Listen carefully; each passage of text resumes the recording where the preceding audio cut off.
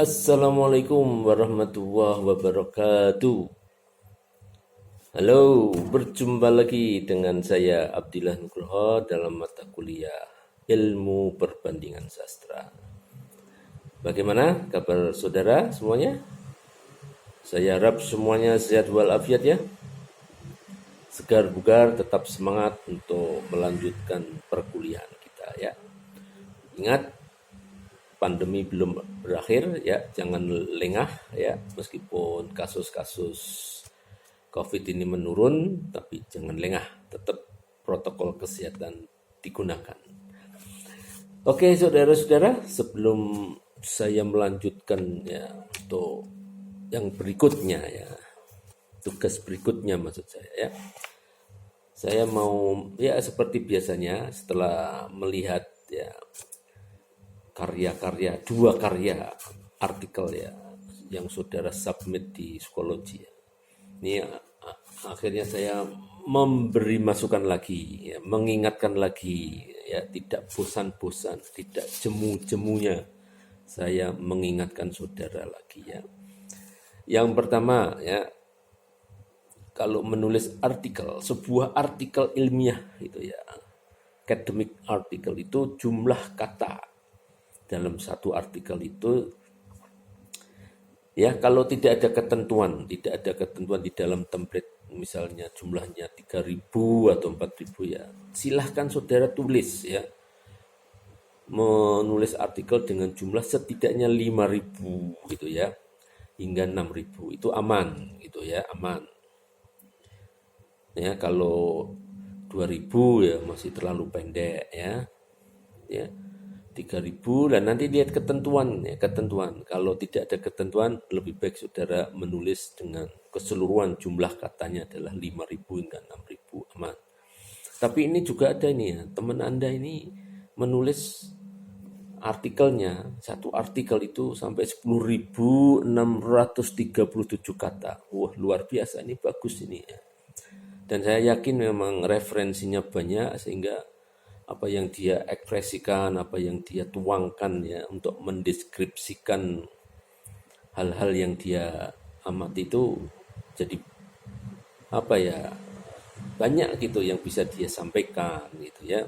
Makanya sekali lagi saya sarankan silahkan saudara baca yang banyak gitu ya. Pergi ke perpus ya, baca buku, kalau bisa sekalikan surfing di internet sana ya, silahkan. Ini pupung pandemi ini biasanya sepi perpustakaan. Nanti kalau kehidupan normal lagi rame, nanti apa ya, antri, nanti Anda pinjam komputer sana kan gratis ya kan, maneman. Jadi silahkan. Masa pandemi ini sepi, Anda datang ke sana seharian gitu ya, wah luar biasa. Oke, jadi sekali lagi jumlah katanya itu setidaknya 6.000 hingga 10.000. Ini juga ada teman Anda yang masih kesulitan menulis. Satu artikel yang dia tulis itu hanya jumlahnya di bawah 1.000 loh ya. Ini kan luar biasa, waduh luar biasa Pak. Ya masih kurang sekali gitu ya. Belum ada, hanya 6.035 kata. Nah ini kan, waduh ya harus dilatih ya. Yang menulis sangat pendek ini ya, nanti introspeksi kekurangan Anda Pak ya. Kalau ada kesulitan ya silahkan kolaborasi sama temennya, kerja sama temennya untuk belajar maksudnya, bukan kolaborasi untuk dituliskan ya, tapi tanya kok bisa menulis ya, ya tentunya mesti bacaannya banyak, wawasannya banyak, begitu harus banyak membaca ya. Oke. Oke, berikutnya referen sudah saya ingatkan setidaknya jumlahnya 10 artikel ya dari jurnal bereputasi ya.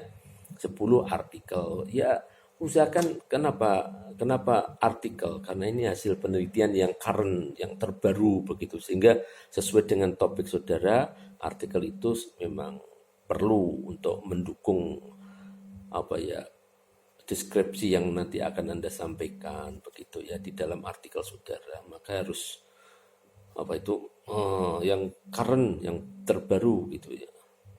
Ya buku boleh tapi usahakan yang artikel ya. Oke, jumlahnya referensinya 10 hingga 20. Ingat loh ya. Terus yang kedua, jumlah artikel yang Anda submit pada tugas terakhir itu 2, ya kan. Masih ada yang mengumpulkan 1, itu yang terbaru, maksudnya tugas yang terbaru. Yang terdahulu kan saya minta untuk re-upload atau resubmit gitu ya di psikologi, sehingga setiap kalau tugas kemarin yang terakhir mesti Anda mengumpulkannya, mensubmitnya ya. Itu dua artikel yang menggunakan film dan artikel yang terbaru menggunakan puisi. Ya, ini tolong bagi yang masih menulis 1, nanti untuk tugas berikutnya ya, nanti tolong yang belum di resubmit itu di submit nanti ya. Oke. Kemudian ini kelemahan berikutnya pada bagian finding and discussion. Masih terlalu pendek analisis saudara ya. Artinya di bagian finding itu Anda paparkan dulu semua temuan ya, dari hasil melihat film atau hasil membaca kedua puisi gitu ya. Wah, itu ya sesuai dengan topik atau isu yang Anda teliti gitu ya. Silakan, findingnya ada 5 ya, paparkan 5. Setelah you menunjukkan temuan-temuan tadi, baru berikutnya di bawahnya itu discussion. Artinya didiskusikan, itu dibahas temuan tadi dengan menggunakan kerangka teoritis yang terkait dengan membanding-bandingkan karya, begitu ya. Oke, jangan terlalu pendek ya di bagian finding. Yang panjang malah di introduction. Introduction itu ya jangan lebih banyak daripada finding and discussion ya.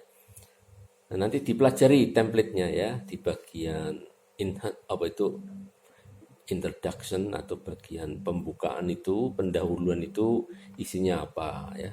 Tapi kalau finding and discussion pasti itu ureannya panjang ya. Terus yang berikutnya ini ada yang masih menulis artikel itu formatnya masih format puisi skripsi maksud saya ya. Ya berbeda dong ya. Kalau format skripsi Anda sudah tahu ya kan. Kalau format untuk artikel mengikuti template yang berlaku ya. Jadi saya lihat masih ada bab 1, bab 2, bab 3. Wah, ini masih menggunakan format skripsi ya. Kalau sudah menggunakan template sebuah jurnal ya, ya nanti mestinya berbeda ya, karena nggak mungkin di template itu ada bab 1, bab 2, nggak ada ya. Oke, nanti silahkan ya yang masih menggunakan format bentuk skripsi dirubah menggunakan format artikel, template-nya ya, silahkan diikuti ya. Jelas ya. Jadi jangan menggunakan format skripsi untuk menulis sebuah artikel ya. Oke, terus yang berikutnya ini yang cukup banyak yang belum dilakukan. Kalau artikel saudara sudah Anda tulis, silahkan tentukan jurnalnya ya. Terus template-nya pelajari, silahkan ditulis menggunakan template itu. Jadi yang Anda submit itu sudah ada tulisan ini jurnal apa gitu ya. Jadi nanti saya tahu, berarti Anda sudah punya format tertentu. Nanti ini calonnya mau di submit ya di jurnal namanya ini, begitu kan. Jadi jelas gitu. Jadi untuk berikutnya nanti semua ya, berarti nanti sudah ada nama jurnalnya itu ya. Oke. Terus yang ini yang terbaru ya. Tolong nanti dengan tugas yang terakhir yang akan saya terangkan nanti, silakan saudara cek kemiripan ya, similarity check menggunakan Turnitin. Ya, kemiripannya itu antara 15% hingga 20 ya. 15 sampai 20% similarity menggunakan Turnitin ya. Silakan nanti Anda ke perpustakaan, minta tolong di perpus untuk dicekkan Turnitin, atau kalau Anda sudah bisa menggunakan program yang online itu Turnitin, ya silakan Anda cek sendiri. Ya, nanti hasilnya cek berapa persen. Masih 30%, ya nanti harus di bawah 20 ya. Di 15 sampai 20 begitu. Jangan 30, apalagi 50, apalagi 100%. 100% berarti plagiat penuh itu ya. Anda niru siapa gitu ya. Jadi sekali lagi cek menggunakan Turnitin untuk melihat kemiripan ya. Oke. Antara 15 hingga 20% ya. Jelas ya? Ini yang nanti hasil Turnitin belum saya minta untuk diupload, tapi Anda hitung sendiri. Meskipun nanti pada akhirnya nanti saya minta bukti ya, cek Turnitinnya berapa persen. Tapi sekarang belum. Tapi silahkan Anda lakukan cek itu sendiri. Hasilnya tadi sesuai yang sudah saya utarakan, yaitu 15 hingga 20% similarity ya. Oke, jadi harus jujur nulis itu ya. Kalau ngutip ya sumbernya jelas, dikutip dari siapa ya. Jangan dianggap pendapatnya sendiri, nanti plagiat itu ya. Jadi itu koreksi ya, koreksi nanti dibetulkan ya yang 2 artikel itu ya. Ya ada yang teman Anda sudah bagus itu ada. Ya ada. Yang sudah 3.000, 4.000 ya sudah lumayan itu ya, tapi nanti tolong ditambah lagi kalau bisa 5. Tapi kalau ketentuan di dalam template-nya itu memang 3.000 ya monggo, tapi kalau tidak ada ketentuan jumlah silahkan nulis dengan jumlah kata dalam satu artikel 5.000 hingga 6.000, aman nanti Anda ya. Terus tadi yang terakhir tadi cek kemiripan Turnitin ya, 15 hingga 20% ya, jangan di atas 20 ya. Oke, itu sebagai masukan untuk saudara nanti diperbaiki 2 naskah tadi. Yang masih mengumpulkan baru 1 naskah artikel, besok yang pertama harus dikumpulkan nanti pada tugas berikutnya nanti ya. Jadi nanti apa yang Anda lakukan, artikel yang Anda buat itu terkontrol di dokumen psikologi saya ya. Oke. Nah, sekarang yang tugas baru. Kalau yang pertama Anda sudah menggunakan perbandingan karya sastra dengan menggunakan film, movie. Ya, Anda sudah lakukan. Kemudian yang kedua menggunakan puisi. Nah, yang ketiga ini menggunakan novel ya. Novel ya. Ini novelnya 2 ya. Kalau novel ya nanti Anda harus baca ya. Oke. Yang pertama karya dari Indonesia. Ini novelnya judulnya Ladang Perminus ya. Ladang Perminus karya Ramadhan KH. Nanti silahkan dibandingkan dengan novel karya dari penulis Amerika, USA, United States of America, yang berjudul The Great Gatsby. Sekali lagi judulnya adalah The Great Gatsby, karya Scott Fitzgerald ya. Silakan nanti di surfing di internet maksud saya ya, banyak nanti ya Anda temukan itu karya The Great Gatsby. Jadi nanti novelnya bisa di-download penuh ya, Anda tidak bayar. Nah nanti yang Ladang Perminus Ramadhan KH silahkan di surfing, dicari gitu ya. Oke, syukur kalau ada dari Anda sudah punya novel originalnya yang hard soft itu ya, hard copy itu malah bagus, tinggal membaca. Syukur malah sudah membaca ya. Jadi Ladang Perminus ini novel yang bagus yang ditulis Ramadhan KH ini. Ini ada sebagai reaksi dari masa jayanya Pertamina Indonesia. Pertamina ya, perusahaan tambang minyak nasional ya. Nah ini karena dia seorang sastrawan, maka untuk mengkritik namanya agak disamarkan gitu menjadi Ladang Perminus. Per minus itu singkatan juga yang nanti merujuk ke Pertamina, yaitu per itu perusahaan, mi itu minyak Nusantara ya, perusahaan minyak Nusantara. Ya perusahaan minyak Nusantara itu apa? Ya Pertamina itu. Di mana terjadi ketika apa tuh banyak keuntungan, ya triliunan uang itu dikorupsi oleh orang-orang tertentu ya saat itu. Silakan nanti dipotret, dilihat gitu ya. Tidak hanya melihat dari aspek korupsinya ya, tapi nanti bisa yang lain. Great Gatsby juga demikian. Ini bicara tentang kejayaan ekonomi bangsa Amerika ya di era Jazz Age gitu ya. Ini juga uang banyak dan seterusnya. Nah, nanti apa yang terjadi di dalam novelnya Scott Fitzgerald berjudul The Great Gatsby. Nah, silahkan nanti Anda baca ya, Anda baca. Nah, harapan saya ya Bapak Ibu ya Bapak Ibu, saudara-saudara ini kemarin saya lihat itu banyak yang menganalisis unsur-unsur intrinsik ya. Usahakan mulai, meskipun sudah ada ini ya teman-teman yang karya kemarin itu